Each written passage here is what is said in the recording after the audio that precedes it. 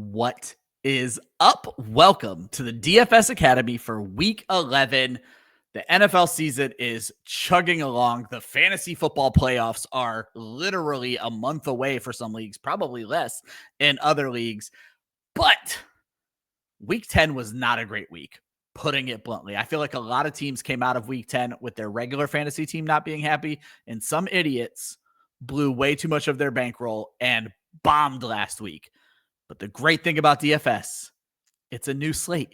Literally, I get a chance to win some of that back. Let's get into it.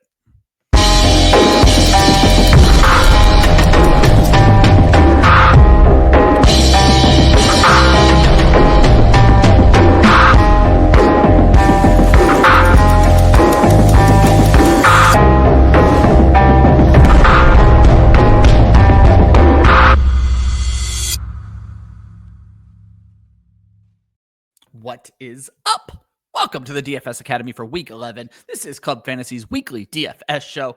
I am your host, Ryan. He's Austin Amendolia. Austin, how are you on this fine Thursday evening? You know, I'm pretty good, all things considered. I'm pretty tired. I'm on the road for work this week, but you know, what's great about it is I still get to do this show, talk fantasy football, which is always great. And getting to do it with you is a grand old time. Well, that just makes me so happy. I was shocked as so people get to learn a little bit about Ryan, and Austin hasn't even heard this story before. Typically, when we start a little later and I can watch the Thursday game, I pull up chess.com on my phone and play chess matches while football is going on in the background. I was shocked how fast that first quarter was over because I'm sure you didn't get to watch any of it. Justin Fields ran the ball the entire first drive and killed the clock. And then the Patriots just dink and dunked up the field their drive and killed it. It was like the second quarter when we started the show, and I'm like, what is going on? Like, I didn't realize I played 2 games of chess and the first quarter was over. So we're missing a Thursday game. I'm super interested in Austin, mainly because I am in love with the New England Patriots, which is hard for me to say. I want to give a lot of credit to you. You and I don't just do DFS shows together. We do a ton of shows together, but during the summer, we do mock draft shows together. And last year, Austin, you were all about Drake May, and my God, were you right. This kid is so good and so fun and just perfect for fantasy football. So kudos to you, my friend. Yeah, what's ironic about it is I know he has not scored either of the touchdowns so far in this game, but he's having quite the season, and I am loving it, especially in my dynasty teams where I have him. Well, yeah, and Austin, I think about that a lot is when you're in a dynasty and you get hung up on a rookie and you are right, you're usually the one who has the most of that rookie. And when it hits, I'm going to tell you right now, there's no better feeling in fantasy football than when you have 5 or 10 dynasty teams because you're a degenerate and you go out, and I'll give my example this season. Oronde Gadsden. I got him in every league and have him sitting on a taxi squad and had to promote him in every league. And Drake May is a way better feeling, don't get me wrong. But like Oronde Gadsden, I'm like, yeah, I was right about this kid. Big Syracuse guy. I loved him coming out of college. It's my favorite feeling in fantasy football. Yeah. I mean, there might be one better feeling in fantasy football, and that might just be winning $1 million. Yes. You know what, Austin? What a segue. I will remind everybody before we get into answers to the test, we don't just talk DFS. You can actually play with us. You'll find links in the description of this video to play in contests that we have going on DraftKings and FanDuel. $2 contest. Nice little way to build up some of your bankroll. Get to play DFS with some really cool people. But more importantly, if you want to get into these contests, if you want to know what kind of lineups we're playing, Austin, let them know about the Discord. Yeah, so you can join our listener Discord. The link to join that is in the show description. We talk a lot of different fantasy football things. We talk DFS, redraft, dynasty, etc. But importantly for this show, we talk a lot of DFS. I try to drop my lineups in there before the main slate. If we're doing those showdown slates, I'll try and drop lineups in there as well. But importantly, if you have questions about your lineup or you want to celebrate your winnings, you can drop those in the chat and maybe we'll talk about it on the show. Now, Austin, as you mentioned, there was a person last week who had a much better feeling than drafting Drake May in Dynasty, and that person won $1 million. And Austin is 239.62 fantasy points on the DK Millie Makers, a pretty average score. This is not a pretty average lineup. I think there's going to be a noticeable theme when I start to read off the lineup. So they went Baker Mayfield, Devon Achane, Travion Henderson, Juwan Jennings, Emeka Egbuka, Tez Johnson, K. Dotton, Jahmyr Gibbs, and the Jets defense and special teams. Austin, these folks stacked Baker with 3 of his pass catchers and did a Travian Henderson bring back. You essentially went into this and said, the Patriots are going to run away with this game and run the ball with Travian Henderson. The Buccaneers are going to come back and throw the ball with Baker Mayfield. And they were right. Like, this is what we've been preaching, Austin, what you've been preaching to me for years, is if you can't build multiple lineups, you have to guess and be right about one specific game. This person took it to an extreme. I'm going to be honest, Austin, this wasn't the best week for us. We only recommended Gibbs, Achane, and Ibuka for these lineups. But to be fair, in no world would we consider constructing a roster with 4 players from the same game. Yeah, I mean, there are definitely situations where like at this point, what we would call this is an onslaught stack, where you were just saying that one of these teams is going to roll. And in this case, they're looking at the Tampa Bay Buccaneers because they need 3 of the pass catchers to get there. And it's interesting because there were some situations last week where I could have seen playing an onslaught stack. The Detroit Lions game was a situation like I could have seen playing Jared Goff, Amon-Ra St. Brown, Jameson Williams, and Jahmyr Gibbs in the same lineup. Like that, I would have really batted an eye at that. And to be perfectly honest, I don't have the numbers in front of me. That lineup would have hit as well. So yeah. And I mean, like I had a lineup with both Jahmyr Gibbs and Jameson Williams in it on Underdog Fantasy, and it was that same $2 contest I mentioned last week, and I was 12 points away from turning $2 into $250 because of the way that contest works. So it really worked out. But I wouldn't have said onslaught the Tampa Bay Buccaneers. That's like one of those deals where I'm just like, okay, this is like the funny thing about playing these large field tournaments is like there's just like weird stuff that happens on any given week. But I do think I like looking at the New England Patriots Tampa Bay game, that was right process. Like that was a good process to go. And I'm sure this person had multiple lineups, and that is what enabled them to have one where they were like, you know what? I've got a bunch of New England Patriot Tampa Bay games. Let me do one that's a little bit weird and says that Tampa Bay just drives ahead of everybody else. So I want to give us a little bit of credit because I remember the conversation. It did not make the show sheet, Austin, but we were talking about what was going to be the crazy high scoring game. And by the end of the show, I think it was because I did have Emeka Ibuka as my wide receiver to start. You and I landed on Baker Mayfield versus Drake May is a super interesting matchup. We mentioned that in the show. We were in on this game, just not 4 players in one game in on this game. And obviously Travian Henderson to this point hadn't given us any reason to trust him, even with Ramondre Stevenson out. So there was a big swing on this lineup. I really just kind of wanted to end this with hindsight's 2020. We record the show on Thursday night because it works best for us, but sometimes the info changes. Sometimes our hearts change. Austin, on my cash lineup, I mentioned on this show it was going to be Jared Goff. I landed on Baker Mayfield because I wanted that Emeka Ibuka stack. I also want to throw in the kind of like happy circumstances. As I mentioned, I don't totally rely on lineup optimizers, but I use them. I was working with a Baker or a Drake May lineup. I, in my head, had Drake May as my quarterback. And when I was fidgeting with things, I was like, oh, I love this lineup. And I'm trying to build it on DraftKings and it won't let me build it. And I was like, oh my God, it's Baker Mayfield. And my wife goes, it's telling you something, Ryan. Leave Baker in there. And so I left Baker in there. I did terribly. I looked really good after the 1:00 games. But my entire lineup, I kind of hate this, Austin. My entire lineup was 1:00 games. So like my score was in and I'm like, I don't love any bit of this. Long story short, Austin, we're going to talk about your cash journey. My week 10 was terrible.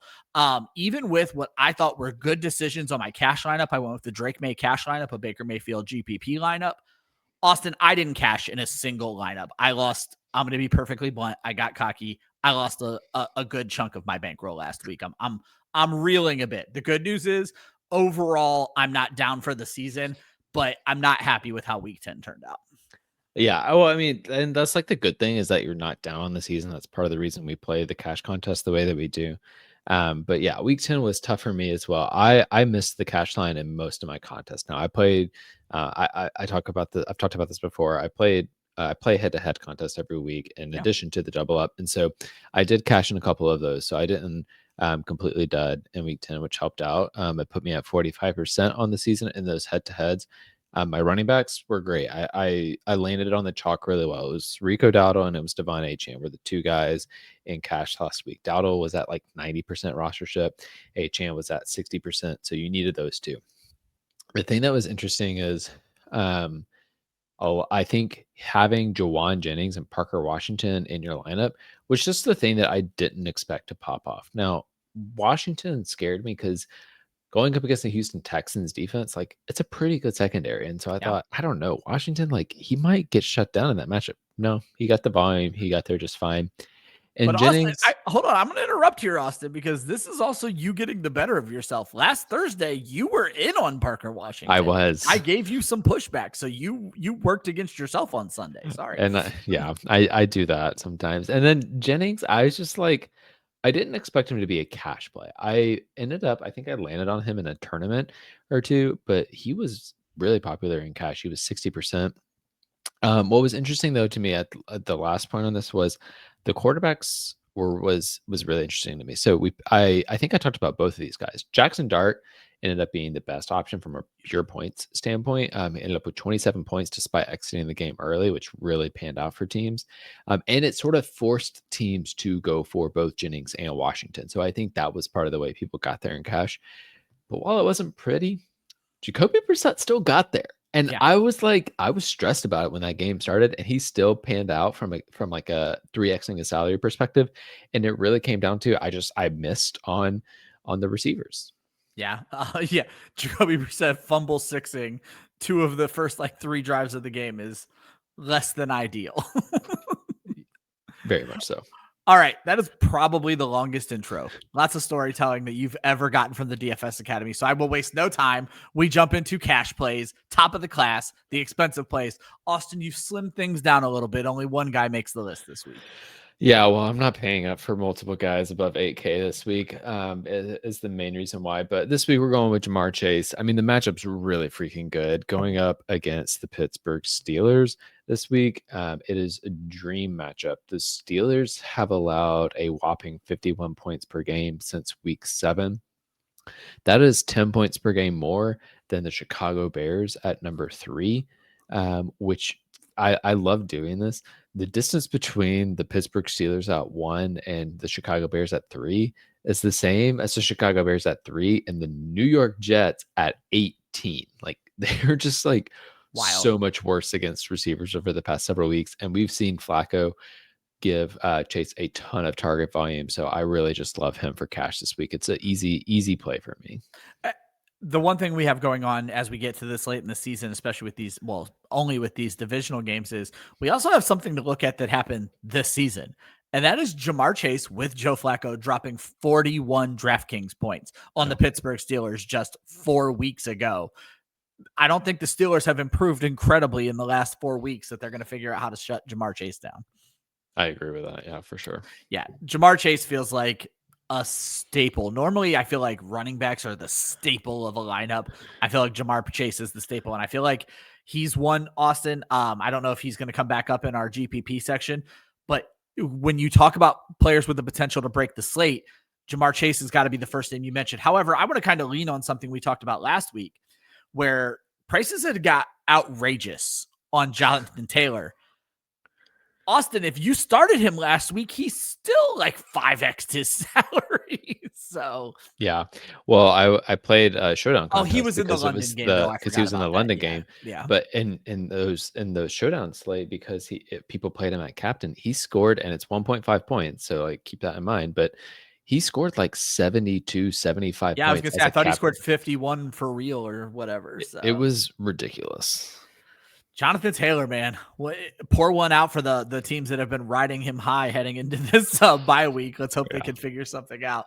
As we move on to the mid-tier players, we call them the band nerds. Too much time on their instrument, not ready for top of the class. We're talking $6,000 to $8,000 price range. Austin, if you're not paying up for a bunch of players, the mid-tier players start to pop off for you a little bit.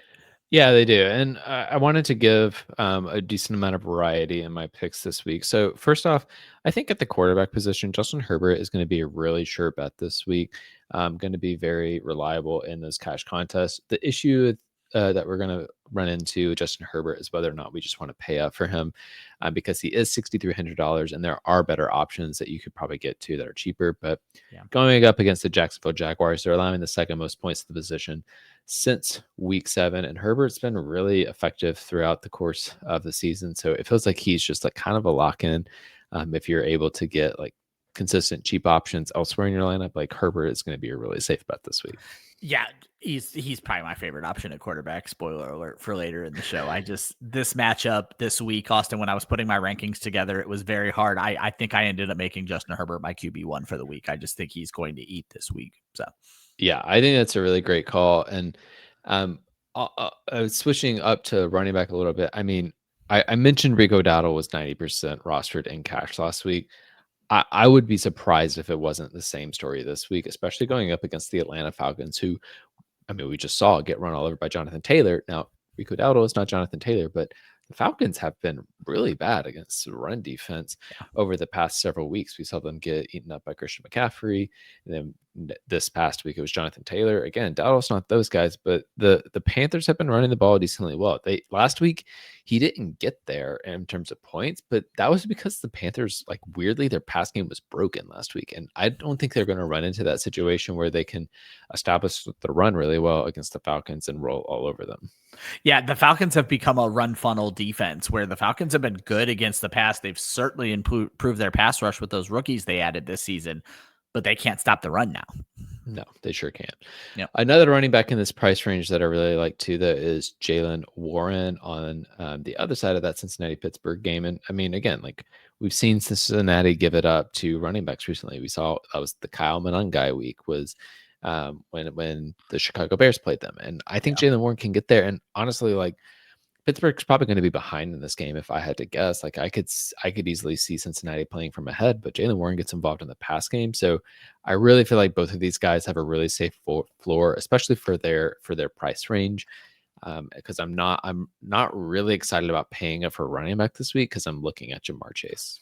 Yeah, honestly, Austin, that's something that's going to come up later in the show as well. As I feel like these two, Warren specifically, is so budget friendly on DraftKings. He's going to make, and on FanDuel, he's going to make your lineup building just a little bit easier, where you're able to get a piece of what should be a really good game. I think that game was like 40-35 or something the last time they faced each other. It lets you get a piece of that game without having to pay a premium to get that piece. Yeah, exactly. Now at the wide receiver position, I have one receiver in this price range. Rome Odunze, I am holding the faith with him. It's a good matchup against the Minnesota Vikings. They've allowed the 5th most points to the position since week 7. And Caleb Williams is going to continue to target him. It's been a little bit up and down, but he's going to be the number 1 target volume or target share on this team. I think because of the way I will be building my lineup, I don't think you necessarily have to play him. But I think he's worth a consideration. He's definitely an option for your player pool. I may not land on him by the end of the week, but I think he's worth an honorable mention for sure. Yeah, if I were building a lot of lineups this week, Austin, and my bankroll is yelling at me as I'm making that statement. If I were building a lot of lineups, I would have some weird Minnesota, Chicago lineups this week because Caleb Williams looks like he's getting it together. He's tricked me before, so I'm not buying all the way back in. Rome Odunze finally has a good game last week, or at least finally finds the end zone. And I agree, he's still the number 1 target, number 1 wide receiver on this team. Neither defense is playing well. You have 2 excellent receivers on the other side of the field. And honestly, you have 2 sleeper running backs on these teams in DeAndre Swift and Aaron Jones, and even a sleeper tight end in Colston Loveland. There's a lot to like about this game. If JJ McCarthy hadn't been so putrid this season, he might be my favorite GPP lineup builder because he's dirt cheap and he has the potential to do a lot in this game. He has the potential to be Baker Mayfield light, if you will. So. Yeah, we're going to touch on that game a little bit in the GPP section, but I really agree with you. I think they are a sneaky way to get different in tournaments this week. I don't mind playing either the Caleb Williams side or the JJ McCarthy side at all. Probably a large field only for JJ McCarthy, but you can't go wrong with either one, in my opinion. I feel like, there's a floor there. it could be an awful matchup and it could bottom out and you just completely dud. But like, that's the thing with tournaments. Your goal is to win. Your goal is not to finish 27th, because there's no real money there. There's no real reward there. And so play for the upside. And I think that matchup has a lot of upside involved. Speaking of upside, you gave a whole bunch of fun stats about how bad the defense was that you were just talking about. You could give similar stats. You may have them. If you don't, I'll throw them at you later. For your number one tight end, who is the number one tight end. So. Yeah, I would. I mean, I should have those stats ready. Honestly, that would be a fun one of like how far ahead he is of all the other tight ends. But here's the thing. Marvin Harrison Jr. is not playing on Sunday. He's already been ruled out. And so Trey McBride immediately becomes almost a smash play. I could see him easily being 60-70% rostered in cash lineups because of the fact that Marvin Harrison isn't playing. He's $6,300 on DraftKings. And like 18 points is all he needs to do to get there in terms of 3xing his salary. And like, we just saw him come off of a 30-point performance. Like, I'm not concerned about him getting there at all, especially with Jacoby Brissett under center. Like, he's going to get there on volume. It doesn't matter how ugly it is. I think it's going to happen. All right, here's some fun for Trey McBride, Austin. I just happened to research this for another show. Since week 6, when Jacoby Brissett took over, Trey McBride is averaging 23 PPR points, so basically DraftKings points per game. The tight end 2 is at 15 points per game. The tight end 12 is at 12 points per game. Trey McBride is doubling up what the tight end 12 is doing. In those same 4 games, he's at 46 targets, almost 12 targets per game, and 5 touchdowns. This is my favorite thing I came up with, though, Austin. If Trey McBride had only played the 4 games this season that he played with Jacoby Brissett, he would still be the tight end 11 in fantasy football in just 4 games. And then more importantly, last week, if you add up the conglomerate of Los Angeles Rams tight ends, they dropped 33 last week. You don't have to worry about Arizona spreading the ball out. All of those points, San Francisco can get beaten, and I believe Trey McBride is just going to feast this week. I'm very excited for Trey McBride. Yeah, honestly, hearing all of that, I'm like, Trey McBride has to be in your cash line. Yeah, cash, I feel like he has to be at 100%. Austin, we like a lot of the players above this line, so we're going to need to find some good players below this line as well.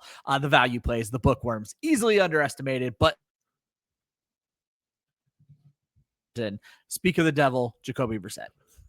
Yeah, so lots of interesting things happening there. First off, again, it was an ugly matchup last week.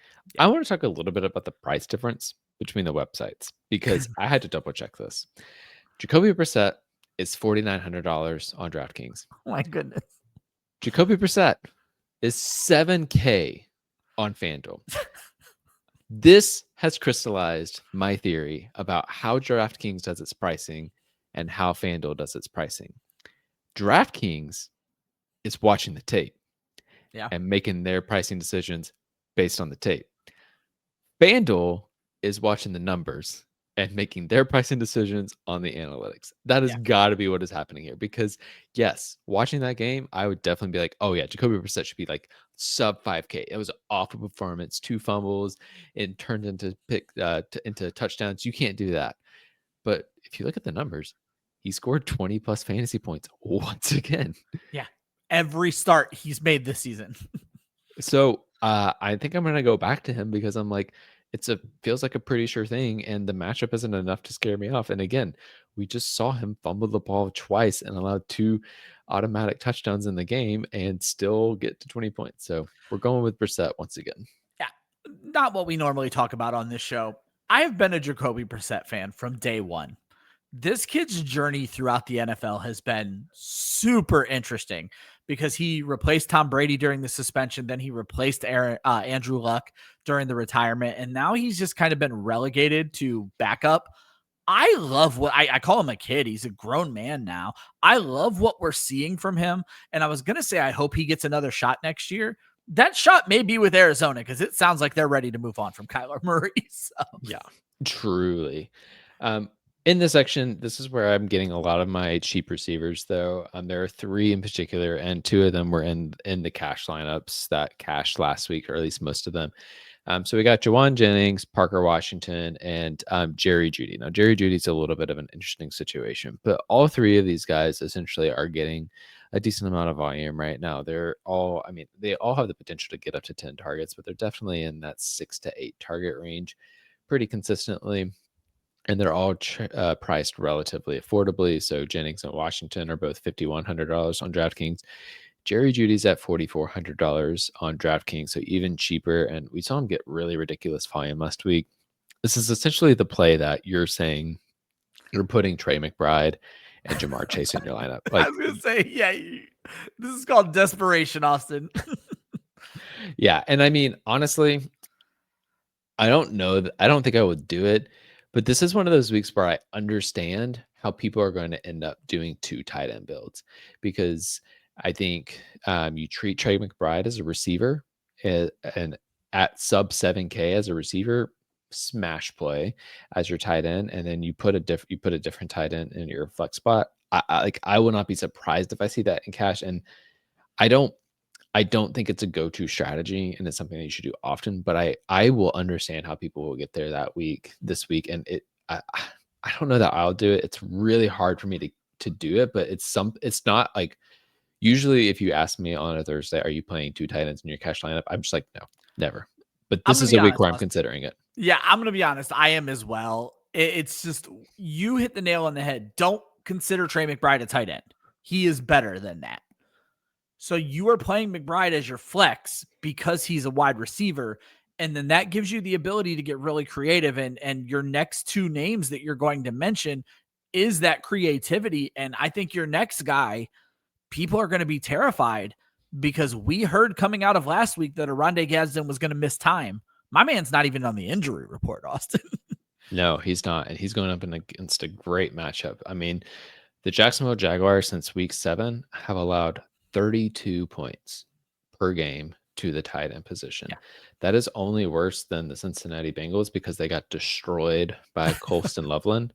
And again, I love to play this game. The gap between Jacksonville at 2 at 32 points and Seattle at 3 at 22 points per game is the same as the gap between the Seattle Seahawks at 3 and the Green Bay Packers at 19. Like, they've just given up so many points to the position.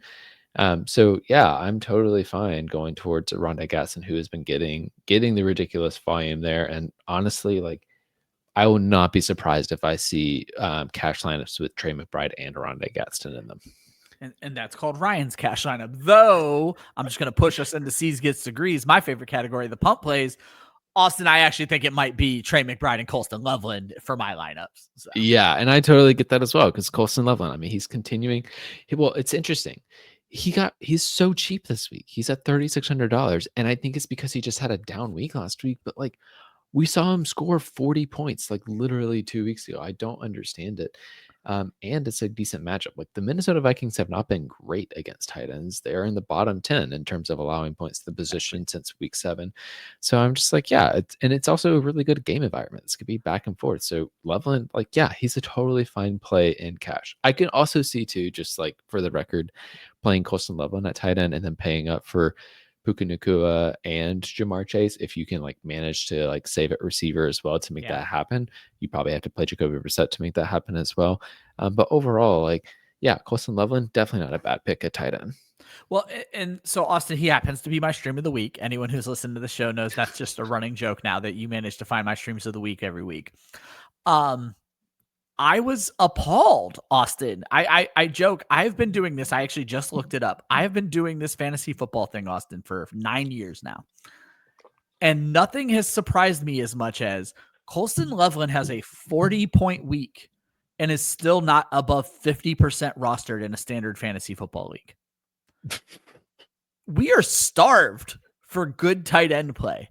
You can't convince me that all 10 teams in your league are happy with their tight end. What you have is a bunch of, pardon me, morons holding on to TJ Hawkinson and David Njoku. When you Colston Loveland needs to be your starting tight end. He might only score 7. That's what everybody scores, but he might also score 40. Go get Colston Loveland. And Austin, you finish up with a defense in a game we've talked a lot about. Yeah, so I mean, the Chargers defense, I feel like is a really good bet in cash this week. I mean, in general, I'm looking for whoever is cheap at defense. I think there's a lot of decent cheap options this week, but the Absolutely. Chargers is another good one. Going up against the Jacksonville Jaguars, like that offensive line does not scare me at all. It does scare me that the Chargers give a lot up on the ground. They've kind of been a run funnel this year, but like overall, like I think it's a decent enough matchup for them that they'll score 6 points and like that's whatever for cash. I don't need too much out of my defense. Yeah, that's exactly where I stood. Again, we ran long on the intro, so I'm just going to keep pushing this thing along. Quick reminder, you can play DFS with us. Links in the description of this video. We have tournaments on DraftKings and FanDuel. We even run a showdown over on DraftKings that's going on right now as we record this show. For the GPP section of this show, I get a little bit more involved. We break everything down by position. Austin just won quarterback this week. You were pretty happy with one specific quarterback, and I know precisely why for your GPP pick. Yeah, well, and again, we talked about it earlier, but just shout out in this section to Caleb Williams and JJ McCarthy. Like you should attack that matchup. But the matchup I'm looking at this week, I was trying to debate on which side to go for, honestly. Between Joe Flacco and Aaron Rodgers was a decision I was trying to make is which of these two quarterbacks do I want? And honestly, like it's so funny to me that in the year 2025, I'm saying, yeah, pick Joe Flacco over Aaron Rodgers. But like I think he is going to get there on volume more times than not than what Aaron Rodgers is. Like maybe in a large field tournament where I really need to get different, maybe I look at Aaron Rodgers, but like I feel like they're gonna run the ball enough on the Pittsburgh side that Aaron Rodgers isn't going to get there. But Joe Flacco easily could score 4 touchdowns and 300 yards in this matchup, and he's cheap. And so there's a way that I am intrigued by building my lineup where I attack this game and I get Jamar Chase, and then I pay it for another really expensive receiver that we're going to talk about in a second. And in order to do that, having the cheap quarterback with Joe Flacco is actually really crucial to that build. So this screams to me exactly what I did last week, where I like Flacco in my GPP build, and I'm probably leaning that way, even with the quarterback I'm going to mention. And I like Aaron Rodgers in my cash build, Austin, because I feel like Aaron Rodgers is a lock for 202. And that's going to probably get the job done for me in cash. And then if he goes for 240-4 like he did the last time he faced the Bengals, I know I'm above the cash line. And that kind of feels like the Drake May from last week for me, whereas Joe Flacco feels like the Baker Mayfield. Joe Flacco could potentially have a bad game. It's probably not going to happen, but he feels like 304 is just the easiest number for him to just flick his wrist and do right now. Yeah, no, I totally agree with that. For my quarterback, I went to a guy who we'd already talked about in the show. Austin already gave you a bunch of great stats. I'm going with Justin Herbert, 6,300 on FanDuel or DraftKings, 8,200 on FanDuel. He's too pricey on FanDuel. That's where problems are going to come in, but the matchup is just so good, as Austin pointed out. Jacksonville gets killed by quarterbacks, and they can kind of slow the run down. So I still like Kamani Vidal this week, but I do think they're going to lean on Herbert. I think he controls this game. And then the other part is, Austin, I kind of like when I have a quarterback like Joe Flacco, like Justin Herbert, where there are multiple people I can stack him with. If I go Aaron Rodgers, unless I'm doing a weird Jalen Warren stack, I'm doing a DK Metcalf stack. With Justin Herbert, I get to choose between Oronde Gadsden, Keenan Allen, Quentin Johnston, Ladd McConkey. Like there's a lot of different ways I can go with that. For a GPP build, I like that because if I ever get my bankroll build up where I can enter multiple GPP lineups, I can go Justin Herbert with each of his stacks and have my funds a little bit more diversified. So yeah, well, and the other thing with Justin Herbert and a guy like Aaron Rodgers or Joe Flacco is they don't run the ball that much. Like, yes, Justin Herbert can run the ball. Oh, Austin, I'm going to stop you right now. Justin Herbert, me and Josh just looked this up on Wednesday, leads the NFL in rushing for quarterbacks right now. You're kidding me. I am not kidding you. Well, he doesn't have to run the ball that He much. doesn't have to. It's just been a very weird season. I just wanted to stop you. I had to fact check you. I'm sorry. It was the most shocking stat we accidentally happened upon on Wednesday. So that's hilarious. Well, I'm glad you told me that. But he still like has the pocket passing ability. Whereas like a Jaden Daniels, a Lamar Jackson, like I think they both can get it done from the pocket as well, but they're going to consistently use their legs. And I guess Justin Herbert is too. But the point being, Justin Herbert's the type of quarterback where you can stack with multiple receivers because he does throw the ball around so much. And I don't feel like maybe the thing is he hasn't scored a bunch of rushing touchdowns this year. And so that's why I just looked it click up to in my make sure brain. Josh wasn't wrong. You are 100% right. Leads the NFL in rushing yards, has 1 rushing touchdown. So you are absolutely right about that. So, Which to me tracks with someone who wants to get it done through the air, but will bail out and run when he needs to. it's the difference between a design run and a scramble. And I've been paying a lot of attention to Justin Herbert. He happens to be the quarterback in my home league. What happens is Justin Herbert is getting these long, like Baker Mayfield had last year, where it's like 3rd and 12, and they're just leaving the middle of the field wide open for him, and he's rushing for 37 yards on that play. So there you go. So for that, like you can double stack him very easily. Like I think a Justin Herbert, Keenan Allen, or Rondé Gadsden double stack this week is really appealing to me.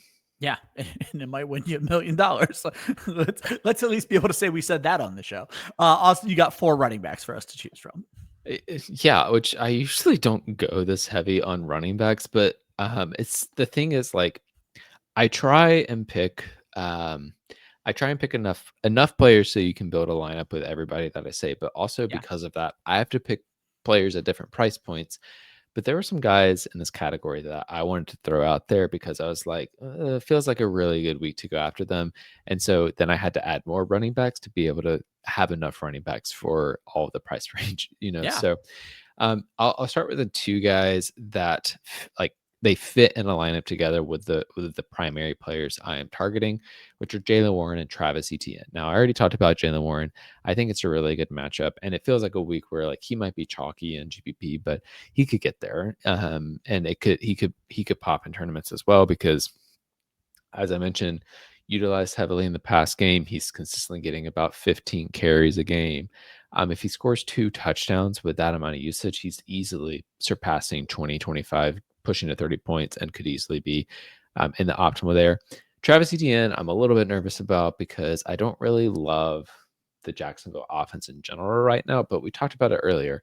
The Chargers are a run funnel, and Etienne's been low-key getting a lot of pass volume. The past couple of weeks, he's been right around 5 targets per game, and so that lends itself really well to him staying involved, regardless of how this game script goes. Because the Chargers' run defense has been so leaky, I feel like there's a good chance for him to get into the end zone a couple of times. Yeah. So those are like the staple guys that I am looking at for GPP that I feel like both have really good upside and fit salary-wise. But I want to mention specifically 2 other guys that I think are going to go lowly rostered and could be interesting in specific circumstances. The first is Bijan Robinson. I think playing him this week is a really sharp way to go about it because people are going to remember, first off, last week didn't seem to go so well because the Falcons got blown out, but also they're going to remember that the Falcons got blown out by the Carolina Panthers 30-0 earlier this year. And Bijan Robinson, he interestingly did decent in that game for not scoring a touchdown. He scored right around 15 points. But I think that narrative is going to lend itself to people not wanting to play Bijan Robinson. The Carolina Panthers have allowed the 6th most points to running backs since week 7 over the past 4 weeks. I could see this being easily a bounce back matchup for Bijan Robinson, and you see him hit that 30, 40 points and him go overlooked, and having him in a line that could be a real nice differentiator this week. Yeah, and with GPP, it's all about looking for that big swing. Right now, everybody hates Bijan because of the Tyler Algier vulturing of touchdowns. But what happens when Bijan hits his 3 touchdown game? You're going to be so happy you had him in the lineup. So exactly. The other guy I wanted to mention here, it's like literally it is for large field. Like I want to emphasize that you should only do this like in a milli maker and something of a similar size. It's Sean Tucker. And the reason I'm intrigued by him is because first off, he's 5K on DraftKings. He's really cheap. But the other thing about him is that Bucky Irving's probably not playing this week. He's doubtful. Rachaad White has been very inefficient. Recently, more so than typically. And so I feel like this is a situation where we could see Sean Tucker get some extra run. And if he hits the explosives and scores a touchdown or 2, suddenly he is like that one piece to get different. And so again, I'm not doing it all over the place, but I'll do it here and there because I'm a little bit interested in it. Yeah, I think it's a very interesting call. I was just checking the score of tonight's game to see if I had to retract what I'm about to say. As of now, Sean Tucker, the only running back to manage 50 yards against the Patriots. He's a good running back. The team just is choosing not to use him. But the fact of the matter is this, with Bucky out, Rachaad White being as average as can be, it seems like Sean Tucker might start to see some run in these next couple of weeks. I love the kid. Again, Syracuse guy, big Syracuse guy. Yeah, there you go. Austin, I'm looking for touchdown upside, and all of the big backs are expensive. Jonathan Taylor's off the platform this week. But Josh Jacobs has such a wonderful matchup. He is pricey again, 7,800 on DraftKings, 9,100 on FanDuel. It makes sense for him to be above 9K on FanDuel because he just keeps scoring touchdowns. He has 11 touchdowns this season. If not for Jonathan Taylor, we would be talking about how crazy it is that Josh Jacobs is doing what he's doing. But what Josh Jacobs is doing doesn't matter because of what Jonathan Taylor is doing. But then you get the Giants, who are just flat out terrible against running backs. It's just one of those perfect storms. And then Austin, but you didn't have all your running backs in when I made my show sheet, but you had my favorite. Jaylen Warren brings the average running back price down if I'm going with Josh Jacobs enough where I don't feel bad about what I'm spending on my running backs. I like what I can get from Jaylen Warren. I love what I can get from Josh Jacobs. Yeah, I mean, I really love Josh Jacobs this week too. I think that's a really good pick. Going up against the New York Giants, to your point, they're allowing an average of nearly 35 points per game to the running back position over the past 4 weeks. And also, the Packers are favored by 7 points. So playing from ahead in this matchup, I mean, Jacobs has like quietly been just like continuing to grind this week or this year, and it's kind of flown under the radar. And so you can easily see a situation where he scores 2 or 3 touchdowns, and it's a really great week. Yeah, Josh Jacobs, like I said, 11 rushing touchdowns this season, I believe is second. And we're not even talking about it because Jonathan Taylor has 15, and it's just a wild, wild ride of a season. As we move on to the wide receivers, as you always do, Austin, like you mentioned, you like to be able to give them the option to play with all of your players, which you should probably do. He's better at this than me. All right, so you got 4 wide receivers for us, Austin. I'm going to be perfectly honest with you. I like to always tell you the anecdotal stuff. When I was doing the show sheet, you had already had your top 2 wide receivers in. And my exact words were, no shit, Austin. Of course I want these 2 guys, but how am I paying for them? Because you have the top 2 guys here. I do. Well, I do have an idea of how you pay for it. Okay, let me hear. I want to quickly throw out, we're about to talk about Puka Nacua and Jamar Chase. Before I forget to say it as we finish up this, I was also very bothered. Love Puka Nacua. Very bothered that Puka Nacua is more expensive than Jamar Chase. Why? I don't understand it. So I was very...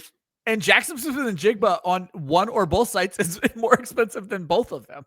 So. Yes, I was very fascinated by the pricing, and that's actually what attracted me to Puka Nacua this week, is because he is not as expensive as JSN, but is more expensive than Jamar Chase. So I think most people are going to say, I'm not playing Puka Nacua. Are you kidding me? I'm playing Jamar Chase. And I am just like, you know what? I'll play Jamar Chase, but I'm going to find a way to play Puka Nacua too. And you can do it in the same lineup. It's you got to go a little weird. You got to play AJ Barner. We'll talk about that in a second. But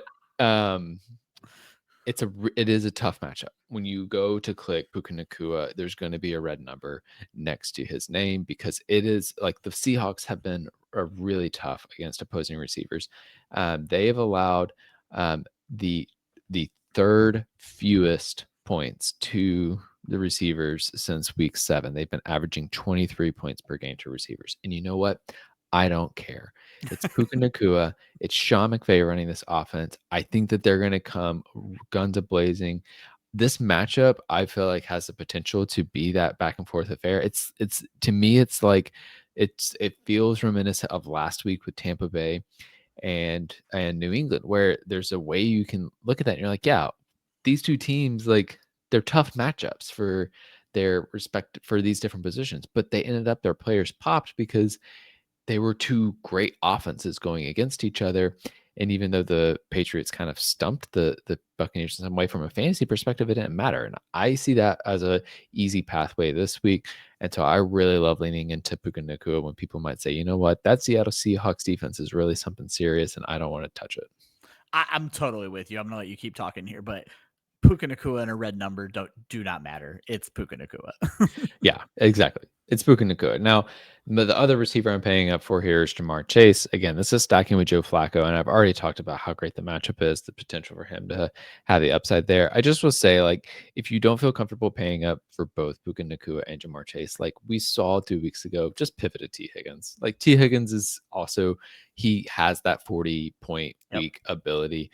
So it really doesn't matter to me how you stack with Joe Flacco as long as it's Jamar Chase or T. Higgins. Yeah, coming out of that Chicago game, I even said the Millie Maker doesn't always have to be perfect because T. Higgins would have been the better play over Jamar Chase. So. Yeah, exactly. Now, the receivers that I'm looking at to be able to afford paying up for those two guys, first off, is Calvin Austin. Now, this one was interesting to me because you mentioned earlier, like if I'm playing Aaron Rodgers, I'm playing DK Metcalf, and I agree with that. But also, Calvin Austin low-key has been getting really consistent volume over the past 3 weeks. He's been around the 6-7 target range per game, which for a guy priced at just 5K on DraftKings or 50 or at 4K. Sorry, Calvin Austin is at 4K. Yeah. 4K on DraftKings. 6-7 targets is doing just fine for me. Cincinnati Bengals defense, you can throw in them. They're not that good. So he could have those pop plays. Love going to Calvin Austin for a nice, cheap play at 4K. The other receiver I really love is Jordan Addison at $5,500. We talked a little bit about that Chicago Bears Minnesota game earlier. I really love finding a way to get at the Minnesota Vikings side of this against the going up against the Chicago Bears. The Bears have allowed nearly 42 points per game to the receiver position since week 7. I also think it's a good Justin Jefferson game. You can go that route too, but for the way I've built my lineup, Jordan Addison is just cheaper, and he's getting this or a similar amount of volume. Yeah, I think that's a great call. I love that game. 11 targets last week, where everyone remembers what Jalen Naylor did. JJ McCarthy was targeting Jefferson and Addison. They just didn't quite have the performance that Jalen Naylor did. Eventually, talent is going to win out. And Jordan Addison, when he first came off of this suspension, was scoring a ton of touchdowns. I think that's a great call in that game. Yeah, there you go. If I'm going with Justin Herbert, I am looking to stack. It's probably just going to be with the cheapest option I can afford. So I might build the rest of my lineup. Right now, Keenan Allen and Quentin Johnston are much cheaper, but Ladd McConkey is by no means expensive. And then it probably would have been what I did last week and went with the tight end stack. And I still love Oronde Gadsden. Do not get me wrong. But Austin, I get nervous about these folks who were supposed to miss multiple weeks, and now they're just playing the next week. Essentially, it starts to feel like Garrett Wilson, and no thank you. We saw what had happened last week, 3 plays or 3 targets, and then he was out for the game. I hope Oronde Gadsden pops. I hope I walk out of this with egg on my face, but I'm not betting on it in my GPP lineups. So... Yeah, no, I mean, I think that, again, we mentioned it earlier. You can definitely stack many different ways with Justin Herbert, and I think going that way it's really great. Yep. For my main play, though, Austin, I'm running it back because I still don't think they've caught up with Emeka Egbuka on pricing. DraftKings at 7,200, FanDuel only 700 more at 7,900, and it still just feels cheap. He keeps scoring touchdowns. He is playing so well, and I told you last week, coming out of that bye week, he's healthy now. You're going up against Buffalo. Austin, this feels like a repeat of the New England game, except Buffalo doesn't have Christian Gonzalez to slow Emeka Egbuka down for half the game. They've been getting torched by wide receivers lately, and Jalen Waddle just ran all over him. I think it was 89 yards and a touchdown. If I get that from Egbuka, I'm happy, and there's a world where he scores 2 of those this week.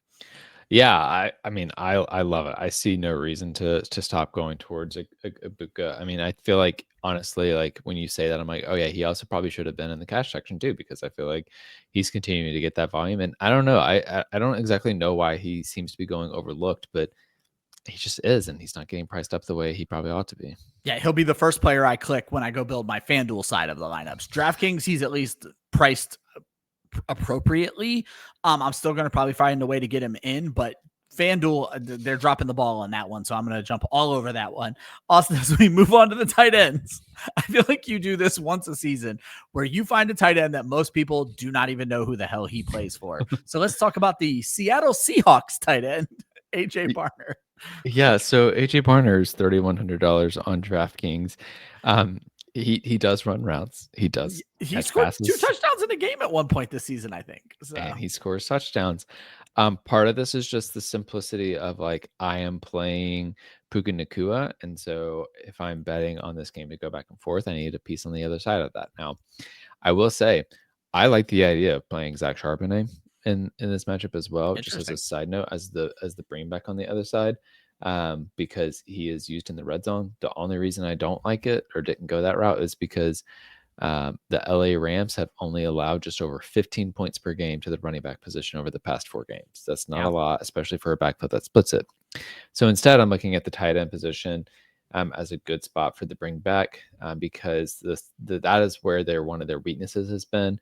The Rams have allowed the 6th most points to tight ends over the past 4 weeks, and AJ Barner is the number 1. Now, you could probably get a little weird in some larger field tournaments and also go with Elijah Arroyo. I don't the same thing. Mind that. But I think Barner is the one that's more likely to get 2 touchdowns. And even at 3K, you want him to do a little bit more than just have 1 catch for 1 touchdown, which I feel like is a little bit more in Arroyo's wheelhouse right now than it is AJ Barner's. Yeah, I think it's a great call. Again, when you play GPP tight ends, it's about touchdown upside. If a guy has shown you he can score 2 touchdowns in a game at $3,100, that's a solid play.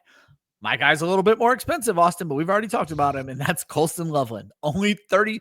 Think about that, folks. AJ Barner is 31. Colston Loveland, who scored 40 points 2 weeks ago, is only 500 more at 3,600.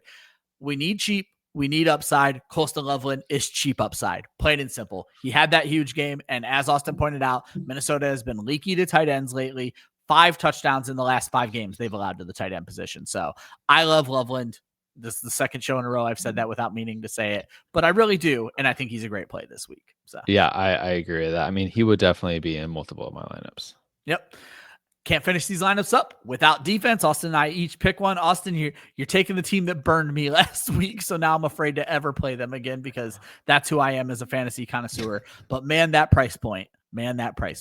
Yeah, that's really the thing here is I was getting a little bit desperate for pricing at defense. So I looked at the Cleveland Browns at $2,400, and I don't hate it. People aren't going to want to do it because they're going up against the Baltimore Ravens, but it's one of those situations where there is one game every freaking year. Absolutely. Where the Baltimore Ravens do some really dumb shit and lose to a team like the Cleveland Browns, or at least it make it too close to a game to a team like the Cleveland Browns. And the Browns, their defense has been good. I don't understand what happened last week, but they're able to get pressure on the quarterback. They make it tough on opposing receivers. And so I think this is a great matchup where maybe they force Lamar Jackson into some mistakes and are able to take advantage of that. But importantly, they're cheap. And I think that the floor is solid enough. Yeah. Breece Hall happened last week, unfortunately. Now, the Browns still play a great game of defense. And that's the huge rivalry. The Ravens used to be the Browns. Those are 2 teams that I think hate each other just about more than any 2 teams in the NFL. Austin, I'm going with the Los Angeles Rams. And I'm kind of hedging here. I'm not really hedging, but I like some other teams better than the Rams. The Chargers are actually cheaper on DraftKings. The Falcons are actually cheaper on FanDuel. I like both of them this week. But I like the Rams a lot as a defense, and they're modestly priced on both sites. It's a home game for them. Seattle is averaging almost 2 turnovers per game, Austin. So I like the Rams to force a turnover, and if they happen to take that into the end zone, I'm feeling really good about myself with that pick this week. Yeah, I like that. Well, what's interesting about betting against Seattle this week is it seemed like they ran away with the game last week, and they did. But it wasn't exactly because of their offense. It was because of those 2 fumble return for touchdowns. And by the end of the game, it was close enough that if those 2 defensive touchdowns don't happen, suddenly you're like, wait, this might have been a game? Yeah. And that's interesting to me for betting against him this week. I pointed out through no fault of his own, Sam Darnold has actually not been great for fantasy for 6 consecutive quarters. And that is because the first half of 2 weeks ago's game, he scored 4 touchdowns and did nothing in the second half. This game, his team jumps out to a huge lead. I think Josh said he threw 12 passes this whole game or something ridiculous like that. So for 6 quarters, Sam Darnold has had to do nothing. And that is not going to be the case this week. And I love that he is having this resurgence, but he is still Sam Darnold. And after you go 6 quarters of coasting, and now you have to take on the Rams and Matt Stafford, who's just balling, I think we could see Sam Darnold kind of have a Daniel Jones moment where Daniel Jones had no turnovers for like 7 weeks, and now he has 5 in the last 2 games. So like, yeah, I'm just saying it's possible with Sam Darnold. I agree with that.